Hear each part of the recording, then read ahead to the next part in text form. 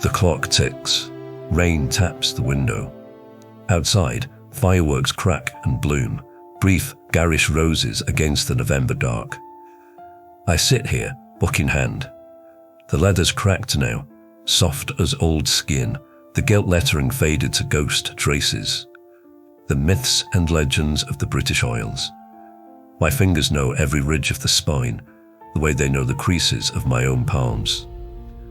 I don't open it, not yet. The fire shifts in the grate, spitting. Somewhere down the lane, children shriek with laughter. Bonfire smoke drifts through the garden, acrid and sweet, carrying with it the scent of autumn's end. Damp leaves, burning wood, gunpowder ready to ignite. That smell. It pulls me backward through the years as surely as any conjurer's trick. I'm 10 again, standing in our cluttered shed, straw prickling my fingers, building something I didn't fully understand. Building him. The guy. My guy. The memory flickers like the flames before me. Vivid, relentless, insistent. I see the way he sat propped against the wall, watching me with eyes that were only smudges, yet seemed, somehow, to see. I learned about Guy Fawkes at school that autumn. Miss Hargreave stood at the blackboard, chalk in hand, and told us how a man crept beneath Parliament with 36 barrels of gunpowder, how he meant to blow King James and all his lords to kingdom come, how they caught him before he struck the match, stretched him on the rack until his joints popped, hanged him, cut him down while he still breathed, butchered him in the square. We listened, rapt. Then we went home and built straw men to burn. Nobody questioned it. Not the teachers, not the parents, not us. We celebrated the saving of a king by burning a man's likeness. I never thought it strange back then. But that year, 1983, cold and grey as slate, I decided I'd build the finest guy the village had ever seen. Not from cruelty, not from patriotism or historical duty or any of those murky adult reasons. I wanted that book. The one in Henderson's shop window, thick as a brick, promising stories of knights and dragons and ancient magic, the myths and legends of the British Isles. I started in the shed behind the house, where spiders, thick as thumbs, wove webs across the rafters. The straw sat piled in the corner, musty and sharp, scratching my arms as I dragged it into the grey October light.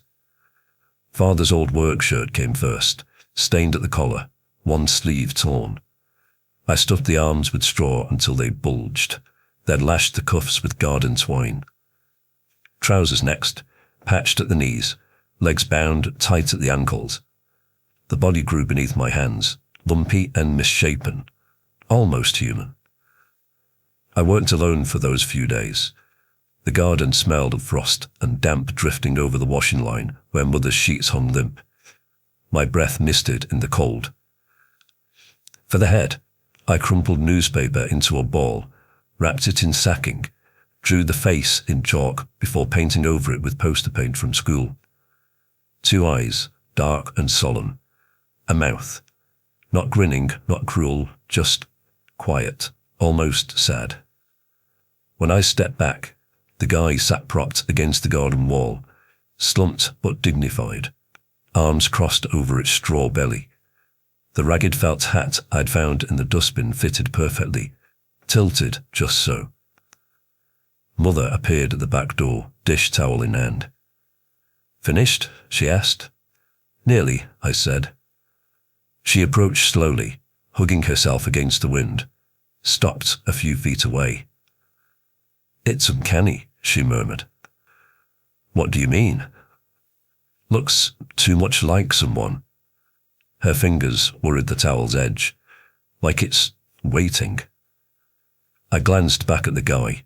Its painted eyes stared past me, toward the rooftops and the smoke beyond. It's just straw, Mum. I know what it is, she said. But she lingered there, uneasy, until Father called from inside and she returned without another word. That night, I sat at my bedroom window and watched the guy below. Moonlight caught the folds of its shirt, the shadow of the hat's brim. When the wind stirred, the straw shifted, a faint rustling, almost like breathing. I pressed my palm to the cold glass. The village had to see it, had to know what I'd made. Tomorrow, I'd take it to the high street. I wheeled the Guy through the village on my old wooden cart, the one with the squeaky wheel Father kept meaning to oil. The cobbles rattled the whole frame, and the Guy jolted with each bump, head lolling, arms swaying, hat slipping askew. I straightened it before turning onto the high street. Penny for the Guy, my voice cracked in the cold. Penny for the Guy. Smoke spiraled from every chimney, turning the grey sky greyer still. The air tasted of coal and coming rain. Mrs. Parsons from the corner shop emerged first, coat buttoned to her chin. She peered at the Guy, circled once, nodded. Fine work, that. She dropped a penny into my tin. The butcher waved me over, hands bloody from his morning's labour. Let's have a look then. He wiped his palms on his apron, squinted at the painted face. Better than most I've seen. Here. 3 pennies clattered into the tin. I grinned so hard my cheeks hurt. Further down, outside the pub, a cluster of men hunched beneath the blackened sign. One elbowed another as I approached. Oi, look at this. They gathered round, breath steaming, smelling of tobacco and beer. Proper job, lad. The tallest clapped my shoulder. Almost feel sorry for the poor sod, don't you? Laughter rippled through them. Coins rained into the tin, pennies galore. I moved through the village like that for hours, calling, collecting, basking in the warmth of approval. The widow on Sycamore Street leaned close, her fingers trembling as she pressed a penny into my palm. You've made a good one this year, she whispered.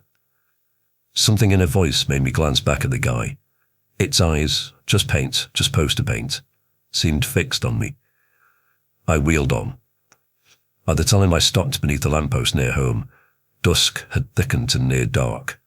The tin weighed heavy, my breath fogged the air. I set the cart down to rest my arms. That's when I heard it. A rustling, faint, like straw shifting against cloth. I froze. The Guy sat exactly as I'd left it, slumped, head tilted, arms crossed. But the angle of its face, hadn't it been looking forward? Now it seemed turned slightly toward me, the painted mouth just visible beneath the hat's brim. Wind gusted down the lane, tugging my coat. Just my imagination. I grabbed the cart's handle and hurried the last stretch home, coins jingling, cheeks burning despite the cold. Father met me at the door. How'd you do? I appended the tin onto the kitchen table, the coins scattered, bright and plentiful. He whistled low. We'll keep these safe until Bonfire Night. I nodded, but my eyes drifted to the window, to the garden beyond, where the Guy waited in the dark. The village green roared with life. Torches ringed the bonfire. The pyre towered higher than any man, built from old chairs, crates, fence posts, all stacked in careful chaos. Music scratched from someone's loudspeakers, brass and drums competing with laughter, the clink of cider bottles, children shrieking as they chased each other through the crowd. The smell, wood smoke and gunpowder, toffee apples and coal dust, all of it thickening the November air until it coated your throat. Father hoisted the Guy onto his shoulders. The crowd parted, cheers erupted. I followed close behind, heart hammering, as he climbed the makeshift ladder propped up against the pyre. Up he went, the guy swaying with each step, hat still miraculously perched. At the summit, Father wedged the figure upright, arms spread wide, face tilted toward the bruised sky. I looked up, almost regal up there, noble. The crowd roared approval. Father climbed down, dusted his hands, ruffled my hair. There's your guy, lad. King of the fire. I couldn't speak. Pride swelled in my chest, but something else twisted beneath it. The guy stood, silhouetted against the last purple light, straw spilling from its sleeves like manes. The vicar stepped forward with his torch. Remember, remember, the crowd echoed back. The 5th of November. He touched flame to kindling.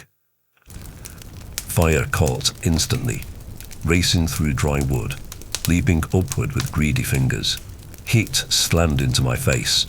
The crowd surged backward, laughing, shouting. Flames climbed higher, higher, swallowing the guy's legs, its torso, reaching for its painted face.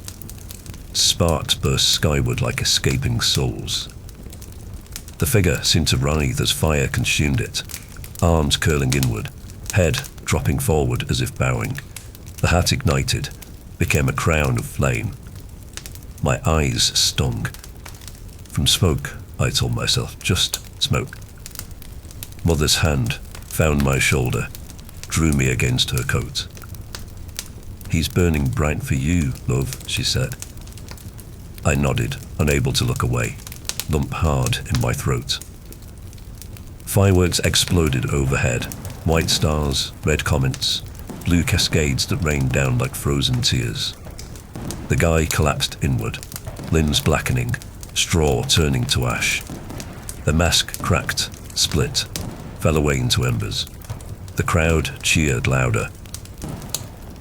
Hours later, when most had drifted home and the bonfire crumbled to glowing ruins, I lingered at the edge. Smoke curled through the scattered groups, still drinking, still laughing. To this day, I swear I saw it. A shape, man-height, standing beyond the fire's far edge, half hidden in drifting smoke, watching me. I blinked. Nothing there, just smoke and shadows. Morning light crept through the lace curtains, painting the kitchen table gold. Father tipped a tin, and coins and notes spilled out in silver flood. They clattered and rolled, catching the light. Count them proper, lad, he said. Every penny you earned. I separated them into neat columns, counted twice, added the notes folded at the bottom. £16.05. Father's eyebrows shot up. He leaned back, grinning. 1605. The very year of the plot. What are the odds of that? Mother crossed herself, murmured something I didn't catch. Well then. Father stood, reached for his coat. Best spend it before it burns a hole in your pocket. The bookshop stood narrow between the greengrocer's and the bank. Brass bell above the door, windows tall and divided into dozens of small panes. Inside, the air tasted of paper and polish, of leather bindings and lamp oil. Yellow light pooled over shelves that climbed to the ceiling. I breathed deep, let the smell fill my lungs. Take your time, Father said, but I knew exactly where to look. The myths and legends of the British Isles sat spine out on the third shelf, forest green cloth with gold leaf lettering that caught the lamplight. I pulled it free, heavy as a brick, solid in my hands. The cover bore an embossed Celtic knot, intricate as lace. I opened it carefully. Illustrations inside. Knights, dragons, fairies rendered in pen and ink. Stories I'd dreamed of reading for months. Perfect. I carried it to the counter, coins and notes clutched in my other hand. The proprietor smiled. Excellent choice, young man. Then I saw it. Beside the till, a small tin box, painted red. A label pasted across its front showed children with hollow eyes, thin arms, bellies swollen. Help feed the hungry in bold letters above. My hand froze. A voice echoed in my head. A man tried to blow up Parliament, captured, tortured, executed. Horror transformed into celebration, darkness into light. The bonfire's flames had consumed my Guy, and from those ashes came laughter, music, community. It struck me as a thunderclap from a firework explosion. Good can grow from terrible events. Hope from horror. Life from fire. My fingers opened. Coins tumbled into the slot, and I fed the notes through the wider gap. Every last penny. £16, 5 pence. Gone. Son, Father started. I stepped back, hands empty, chest light. Mother's eyes shimmered. She touched my cheek, said nothing. Father's hand fell heavy on my shoulder, squeezed once. Outside, snow had begun to fall, the first of winter, soft as ash. Christmas morning arrived in pale light. The scent of pine needles mixed with the tang of oranges studded with cloves. Beneath the tree, wrapped in gold paper that caught the firelight, sat a package with my name inked across it. I knelt, fingers trembling as I peeled back the wrapping. The myths and legends of the British Isles. My breath stopped. The pages opened beneath my hands, thick cream paper, colour illustrations vivid as stained glass. Knights mid-battle, dragons coiled around towers, fairies dancing beneath moonlight. The edges shimmered with gold leaf that caught the morning sun. We wrote to the publishers, Father said quietly. Told them what you'd done with your bonfire money. They sent it as a gift. The book grew heavy in my hands, weighty with more than paper and ink. Words failed. My throat closed. Then, sudden and strange, the sweet tang of smoke drifted past, straw and ash, faint as memory. I turned, half expecting to see the Guy leaning against the doorframe, hat tilted, blank face, somehow approving. Nothing but shadow and morning light. I sit now in the study, rain streaking the windows. Distant fireworks bloom against the dark, red, then white, then gone. My hands shake as I open the book. The title page bears an inscription, written by the author to me in curling ink, all those years ago, faded but legible. My throat tightens. The fire snaps in the grate, sending shadows dancing across the shelves. The years buried those old rituals. No children wheel carts through cobbled streets anymore. No straw men slump against garden walls, waiting for the flames. The tradition withered like autumn leaves, swept away by time and television. But some owners never die. The book rests open in my lap, its pages worn soft from decades of reading. Gold leaf still clings to the edges, though dimmed now. The illustrations remain vivid, doorways into worlds I've wandered 1,000 times. Outside, another firework whistles skyward and bursts. I close my eyes, breathe deep the scent of old paper and leather binding. Every November, when the sky blooms with fire, I open this book, breathe in its pages, and whisper the words of the dedication that lit my heart for so long. Penny for the Guy.